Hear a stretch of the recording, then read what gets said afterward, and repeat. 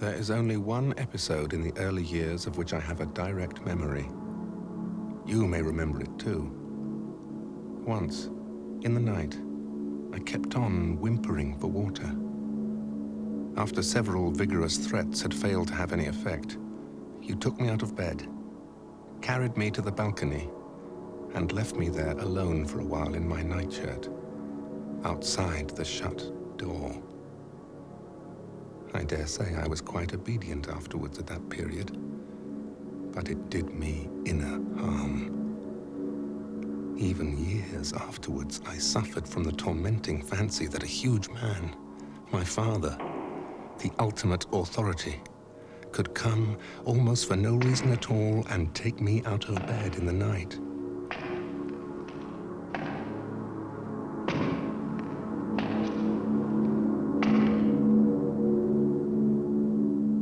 Kafka's relationship to his father is considered by many to be the wellspring of much of his writing. His father, Hermann, was contemptuous of his son's literary ambitions, but more importantly, represented everything Franz was not.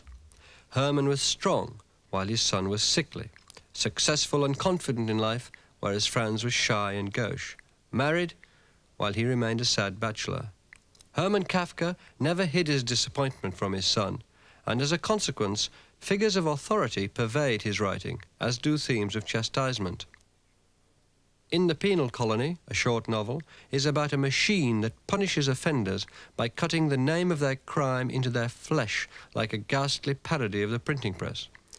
And in The Trial, one of the most powerful scenes occurs when, in the bank, Kay hears noises coming from what he'd always taken to be a lumber room.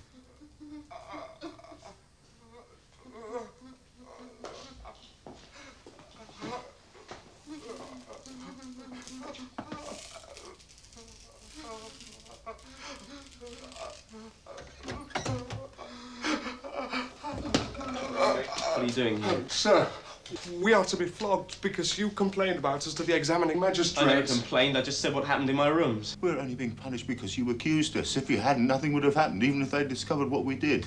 You call that justice? Is there any way of getting these two off their flogging? I'll reward you well if you let them go. So, do you want to lay a complaint against me too? And get me a whipping as well? If I wanted these men punished, I wouldn't be trying to buy you off now. It's not them that I blame, it's the organisation that's to blame, the high officials. If it was one of the judges that you were flogging, I'd reward you well to encourage you in your good work. No! I won't be bribed. I'm here to whip people, and whip them I shall. I can't wait any longer.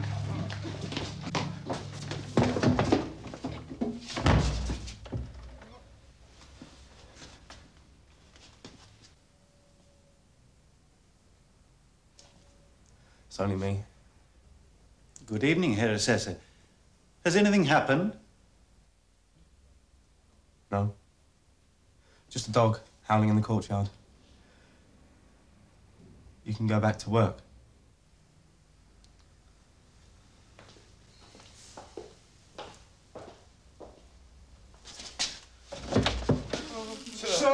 Sir!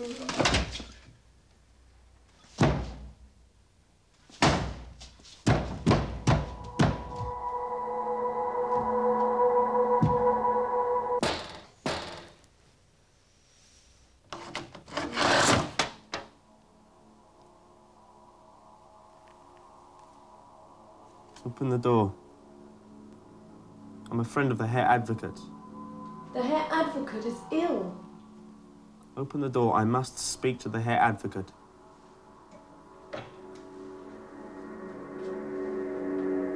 He is ill. Is it his heart? I think so. But he cannot see anyone. Lenny, who is it? He says he's a friend of yours, a Joseph Kay. Oh, Joseph. Let him in.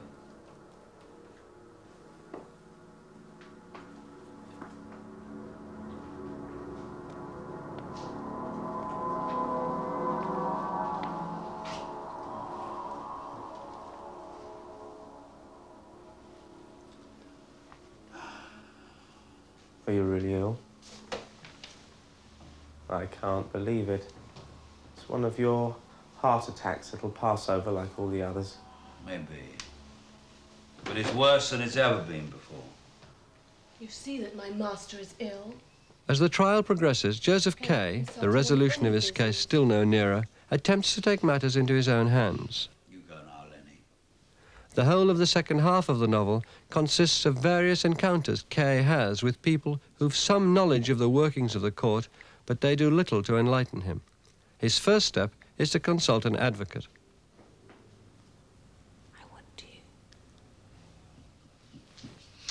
Well, I suppose you're here about your case. Yes. But how did you hear? Oh, nothing stays secret for long when one's involved with the courts. But I must warn you, there are many times when the first plea is not heard by the court at all. They simply file it.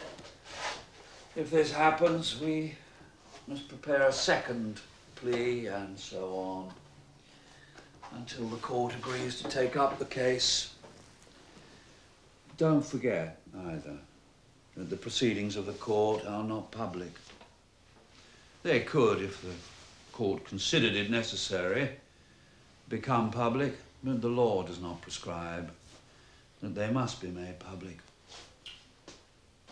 Naturally, therefore, the legal records of the case, and above all, the charge sheets, are inaccessible to the accused and to his counsel. Consequently, one does not know with any precision what charges are to be met. So, the first plea is always a rather general one. Only later can any genuinely effective and convincing pleas be drawn out. In these circumstances, the defense is in a very ticklish and difficult position. And there are differences of opinion, even on that point.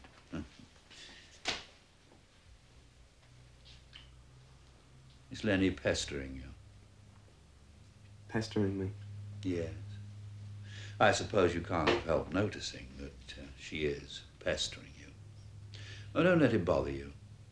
It's a peculiarity of hers. I have long forgiven her.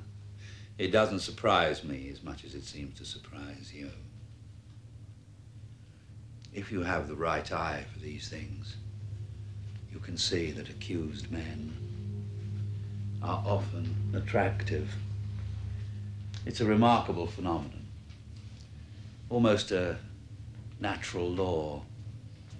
But those who are experienced in such matters can pick out, one after another, all the accused men in the largest of crowds. How do they know them?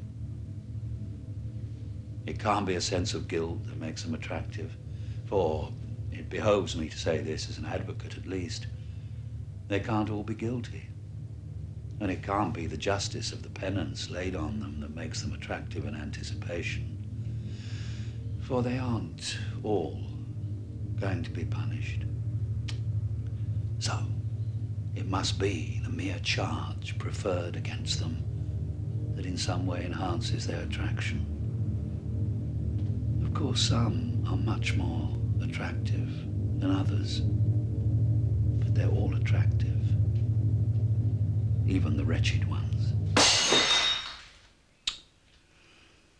I'll